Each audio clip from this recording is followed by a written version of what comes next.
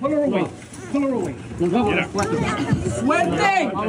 Suerte, señora.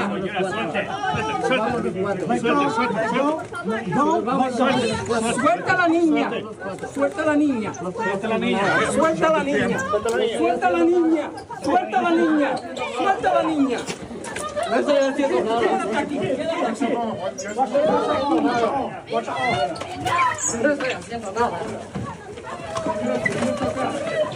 No estoy haciendo nada. No estoy haciendo nada.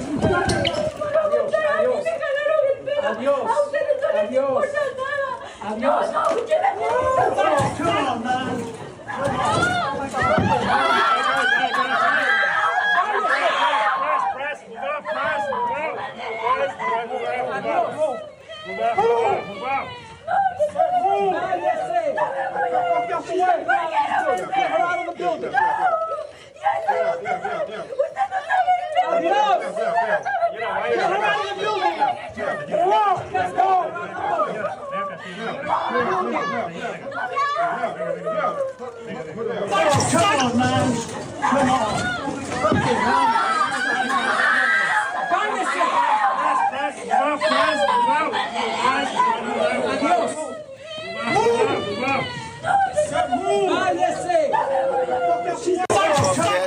That shameful video has gone viral, and that particular ICE officer has been relieved of current duties after it has gone viral. He was tackling a crying woman inside the halls of an immigration courthouse in downtown Manhattan in front of her two children. That took place on Thursday.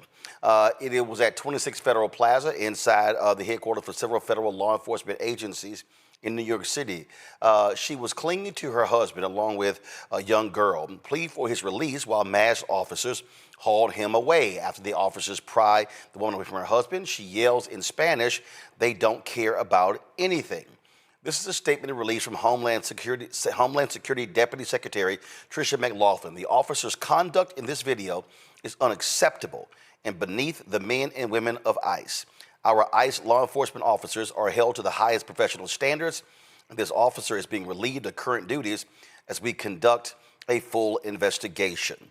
My panel is Michael Imhotep, host of the African History Network show out of Detroit, Matt Manning, civil rights attorney out of Corpus Christi, Texas, Drew Harris, Elon's founder and CEO of the Elon Group out of Montgomery County, Maryland. Matt, I'm going to start with you. Here's the deal. Donald Trump has empowered these thugs to do these type of things. We have seen the bullish and the bearish actions of ICE officers. We've seen how they have essentially attacked people. We've seen how throwing folks down to the ground, pulling guns out, storming into car washes. There's a car wash owner who was hospitalized, a 79-year-old guy who's now suing them because of injuries he sustained. And so it's no shock this happened because they have been allowed to do these things. So imagine the things that we have not seen that took place. This one was recorded. That's right. I mean, you would think that law enforcement officers, federal law enforcement officers, would know better than to engage in such conduct. And I think, this is, an oversight by the administration in terms of just fomenting this kind of cavalier conduct from federal agents. But unfortunately, I'll tell you, I just tried a case in June involving the U.S. Marshals where it was a similar kind of thing. I think for a long time they've been empowered to have this kind of conduct and to undertake these kinds of actions. I think the difference now, though, is they're under a much larger microscope, considering the administration and the administration's trying to round up brown people and non-white people throughout this country. Now, I think the one thing that is potentially positive here is that I think this is a circumstance where the government will actually have liability. But to that end, I think the federal judges are going to have to be the line of defense between lawlessness and some kind of recompense for this poor woman and other people who are in this circumstance. Because what that person in, I don't remember the state you mentioned, but the elderly gentleman probably filed is what's called a Federal Tort Claims Act case. And to make it very short, federal law enforcement officers can be liable if they commit one of 6 different torts, including assault, battery, and some other things that they can do. So I think this is a circumstance where if she files a lawsuit, she'll be in front of a federal judge, and he or she will decide whether, they believe this ICE agent committed assault. But it's good that you got it on video. It's good that it's very clear what happened. But it's sad that this administration has fomented this exact kind of tenor in this country, and that a federal agent would be empowered to do this kind of thing, despite the fact that they've got a bunch of witnesses, probably know they're being recorded, and I think there are reporters and photographers there. I mean, that's proof positive that this administration has let them off the leash. But here's the thing here, Drew. We've seen this. They know they can do whatever they want. And so the only reason this is a conversation is because, frankly, it's so many cameras there. I think also, too, Roland, to your point, this is something that this administration has really, really fanned the flames. I believe it's performative that this gentleman has lost his job or is put on ice until, no pun intended, put on ice until there's some investigation. But I do not believe that anything is really, truly going to happen if media like yourself, Roland, and others are not tracking this story. I think it'll get swept under the rug because this is exactly what they expect for these people to do. This ICE iteration of ICE is about being thuggish and about doing whatever they needed to do. He felt emboldened, even though the cameras were there.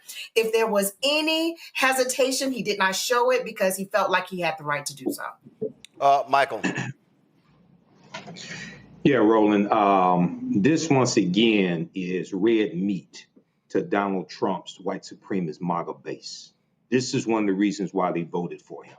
This would distract them from a government shutdown where they could very well losing their Medicaid, losing paychecks, things of this nature. What we just saw is despicable, but also keep in mind now the budget of Homeland Security has been in ICE. They've been tripled because of the big ugly ass bill, and we're going to see more things like this. So it's good that this is recorded and this has gone viral, because this helps push back on some of this. But from reading the piece from the New York Times on this, her husband was at an asylum hearing at the courthouse. And a lot of these cases, when when ICE shows up at the courthouse for arrest, they're arresting people who don't have a criminal record.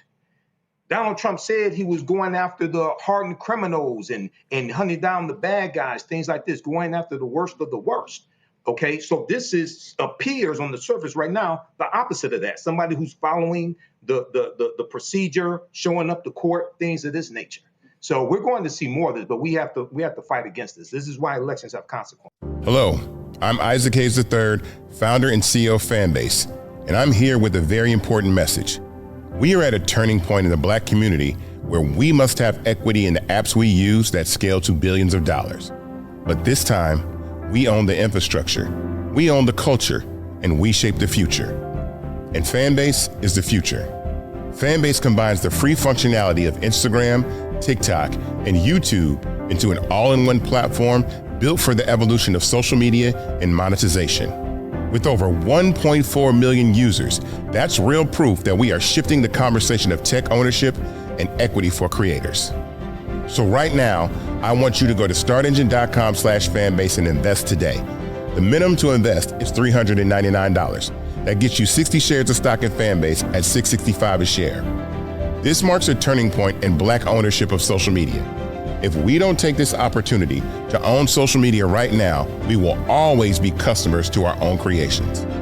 And that can't go on. So once again, go to startengine.com/fanbase and invest today. We must own the platforms where our voices live, our stories matter, and where our culture drives the world. Thank you.